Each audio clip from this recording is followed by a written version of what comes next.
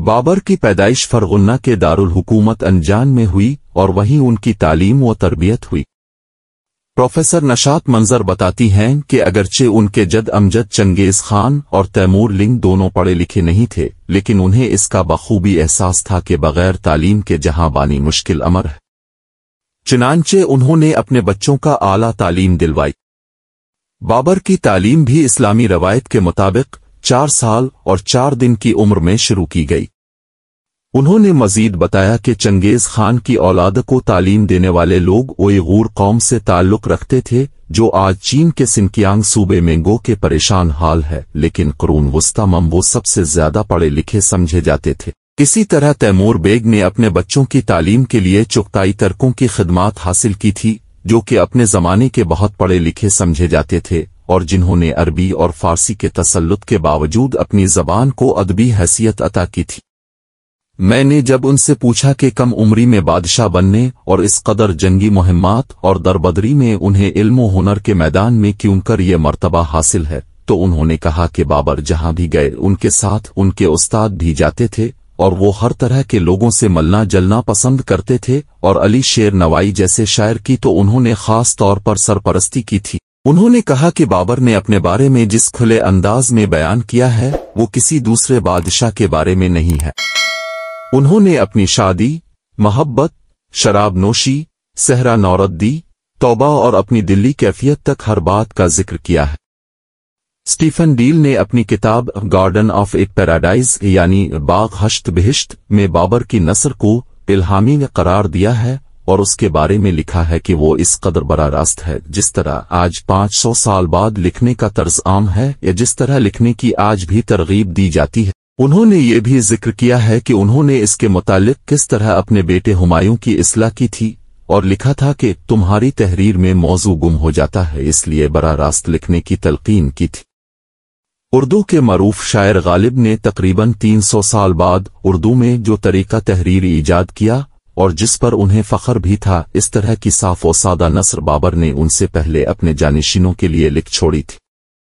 بابر نامہ پڑھنے سے پتہ چلتا ہے کہ ان کی پہلی شادی ان کی چچا زاد بہن عائشہ سے ہوئی تھی، جس سے ایک بیٹی پیدا ہوئی جو 40 دن بھی زندہ نہیں رہ سکی، لیکن بابر کو ان کی اپنی بیگم سے کوئی الفت نہ تھی۔ انہوں نے لکھا ہے کہ وہ اردو بازار میں ایک لڑکا تھا بابری نام، جس میں ہم نامی کی بھی ایک مناسبت تھی۔ انہی دنوں مجھے اس کے ساتھ عجیب سا لگاؤ پیدا ہو گیا۔ اس پری وش پہ کیا ہوا شیدا، بلکہ اپنی خودی بھی کھو بیٹھا۔ ان کا ایک فارسی شعر یہ ہے کہ ہچ کس جو من خراب و عاشق و رسوا مباد، ہچ محبوب چوتے وبی رحم و بے پرواہ مباد۔ مگر حال یہ تھا کہ کبھی بابری میرے سامنے آ جاتا تو مارے شرم کے میں نگاہ بھر کر اس کی طرف نہ دیکھ سکتا تھا، چاہ جائے کہ اس سے مل سکوں اور باتیں کر سکوں۔ اضطراب دل کی یہ کیفیت تھی کہ اس کے آنے کا شکریہ تک ادا نہ کر سکتا تھا۔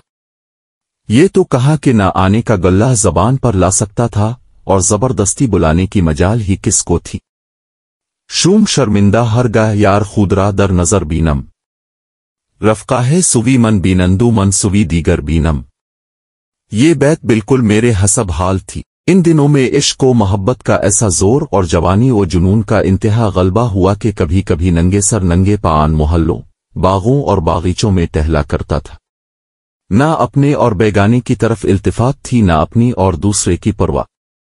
ویسے بابر کی محبوب ترین اہلیہ ماہم بیگم تھیں، جن کے بطن سے ہمایوں پیدا ہوئے تھے، جبکہ گلبدن بیگم اور ہندال و عسکری اور کامران دوسری بیویوں سے پیدا ہوئے تھے۔ سور کا زر، شراب نوشی۔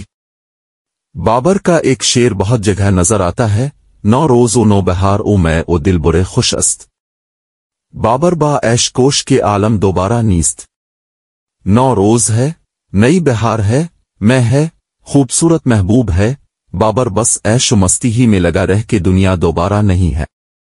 پروفیسر نشاط منظر کہتی ہیں کہ بابر نے 21 سال تک زاہدانہ زندگی گزاری، لیکن پھر انہیں ارباب نشاط کے ساتھ شراب کی محفلیں راس آنے لگیں۔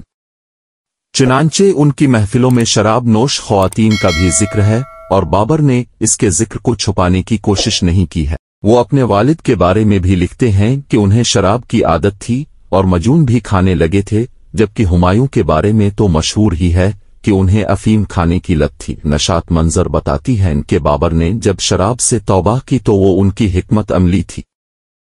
उनके सामने इंडिया का सबसे बड़ा जंगजू राणा सांगा था, जो उससे पहले कभी किसी जंग में शिकस्त से दो चार नहीं हुआ था। बाबर की फौज पानीपत की लड़ाई के बाद निस्फ रह गई थी और जंग के दौरान एक ऐसा मरहला आया जब बाबर को शिकस्त सामने नजर आ रही थी तो उसने पहले एक शोला बयान तकरीर की और फिर तौबा की। बाज़ उलमा का ख्याल है कि बाबर की इस सच्ची तौबा के सबब अल्लाह ने मुगलों को हिंदुस्तान में 300 साल की सल्तनत अता कर दी। लेकिन जामिया मिलिया इस्लामिया में तारीख के उस्ताद प्रोफेसर रिजवान कैसर का कहना है कि ये बाबर के अमल की मजहबी तौज़ी तो हो सकती है, लेकिन इसकी तारीखी हैसियत नहीं, क्योंकि इसे किसी तरह साबित नहीं किया जा सकता। अलबत्ता इतना कहा जा सकता है कि बाबर ने जंग जीतने के लिए मजहबी जोश व खरूश बेदार करने का इस्तेमाल जरूर किया था। इससे कब्ल जब बाबर ने अपने आबाई वतन फरगुन्ना की बाजियाबी के लिए ईरान के बादशाह से हिमायत हासिल की थी और खुद को शिया कहा था, तो इस वक्त के वहां के एक बड़े आलम ने बाबर को बहुत बुरा भला कहा था और उसकी मुखालफत पर उतर आए थे। प्रोफेसर नशात ने यह भी कहा कि बाबर ने बहुत जगह अपने दुश्मन मुस्लिम हुक्मरानों के लिए भी काफिर का लफ्ज इस्तेमाल किया और उन्हें लानत व मलामत का निशाना बनाया। बहरहाल बाबर ने अपनी इस तौबा का जिक्र इस तरह किया है, मैंने काबुल से शराब मंगाई थी और बाबा दोस्त सूजी ऊंटों की 3 कतारों पर शराब के मटके भर कर ले आया।